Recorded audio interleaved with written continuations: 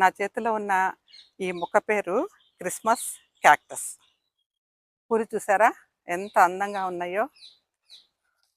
ఇలా విచ్చుకొని చిన్నగా తెల్లగా మధ్యలో పుప్పొడితో కనిపిస్తోంది. ఎంత అందంగా ఉన్నాయో. వీటిల్లో చాలా రంగులు కూడా ఉన్నాయి. ఈ మొక్క నవంబర్, డిసెంబర్, జనవరి ఈ టైంలోనే పూలు పూస్తుంది. ఎస్పెషల్లీ క్రిస్మస్ టైంకి పూలు పూస్తుంది అనమాట. అందుకనే ఈ మొక్కకి క్రిస్మస్ క్యాక్టస్ అని పేరు వచ్చింది. అయితే ఇది క్యాక్టస్ జాతికి చెందిన మొక్క కాదు. ఇది అన్ని ప్రాంతాల్లో కూడా చక్కగా పెరుగుతుంది. ఇక్కడ చూసారా, ఆకు చివర చిన్న బుడిపిలాగా పింక్ కలర్లో మొగ్గలు వస్తాయి.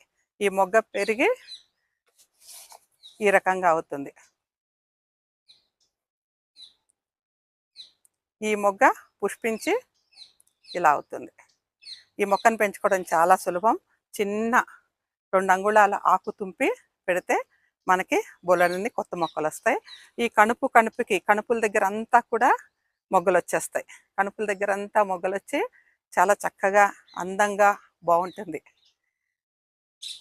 నాకు చాలా ఇష్టమైన మొక్క. అందరికీ క్రిస్మస్ శుభాకాంక్షలు. మిత్రులందరికీ క్రిస్మస్ శుభాకాంక్షలు.